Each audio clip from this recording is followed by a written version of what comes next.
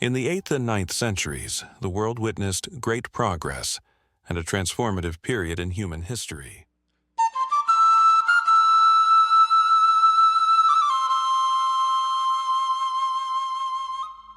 This era, known as the Islamic Golden Age, was not only a time of military conquests, but also of incredible intellectual and cultural advancements.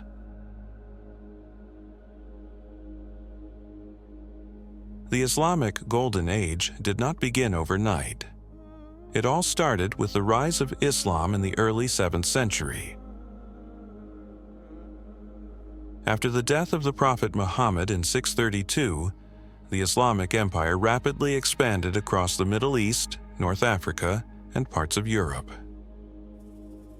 The unification of diverse cultures and peoples under the banner of Islam helped create an environment where knowledge and culture flourished. The Umayyad and Abbasid caliphates in particular played a crucial role in this development.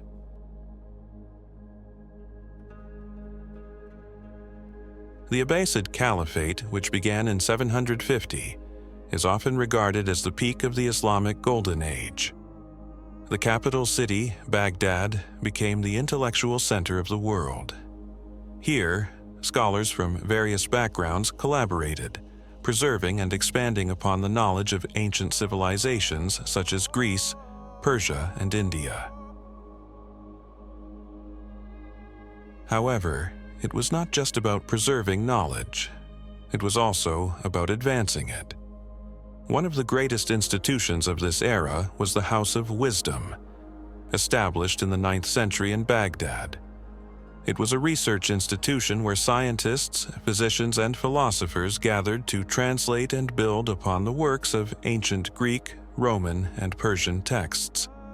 The House of Wisdom was both a library and a center for scientific research. Scholars such as Al-Khwarizmi, often called the father of algebra, worked here.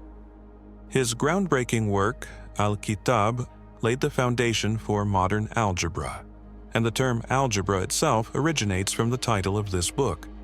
Algebra was not the only significant contribution. During this period, Muslim scholars also made major advances in astronomy, mathematics, medicine, and chemistry. For example, Al-Razi, a physician who discovered sulfuric acid, and Ibn al-Haytham, often referred to as the father of optics, made discoveries that were crucial for the later development of Western science. Medicine was another field where the Islamic world made extraordinary progress. One of the most notable figures was Ibn Sina, a Persian scholar whose work, the Canon of Medicine, served as a standard textbook in both the Islamic world and Europe for centuries. Avicenna's influence on medicine was profound. He did not merely rely on existing knowledge, he expanded upon it, providing critical insights into diseases, treatments, and surgical techniques. His works laid the foundation for future medical practices in both the East and the West. The Islamic Golden Age also brought significant advancements in astronomy. Scholars such as al-Batani provided more precise calculations of the solar year and the lengths of various astronomical cycles. His work influenced both the Islamic and European worlds. In mathematics, Al-Khwarizmi was not alone. Significant progress was also made in geometry and trigonometry. The renowned mathematician Omar Khayyam not only contributed to algebra but also worked on the development of the Persian calendar. While Europe was going through the Dark Ages, the Islamic world shone as a beacon of knowledge. Scholars from all over the world traveled to Islamic cities to study and share knowledge. But how did this knowledge reach Europe, and what impact does it have today? One of the most important channels for the transmission of knowledge was through Spain, particularly Cordoba and Toledo. These cities served as a bridge between the Islamic and Christian worlds. European scholars traveled there to translate Arabic manuscripts into Latin. Among them was Gerard of Cremona, who translated more than 70 scientific works. Without Islamic scholars, the Renaissance might never have happened. The works of Avicenna, Alhazen's discoveries in optics, and Al-Khwarizmi's mathematical calculations helped lay the foundation of modern science.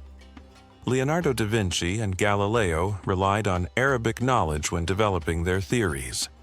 Islamic architecture was incredibly innovative. Water filtration methods were developed, clock mechanisms were improved, and precise medical instruments were created. The Islamic world did not merely preserve ancient knowledge, it advanced technology. Unfortunately, all great eras come to an end.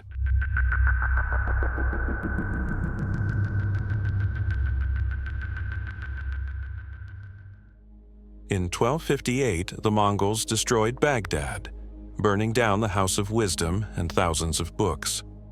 Although the Islamic world continued to achieve scientific progress, the Golden Age began to decline. However, its legacy still lives on today. Without the Islamic Golden Age, the world as we know it today would be completely different. Its influence is felt in every aspect of modern science, medicine, and philosophy.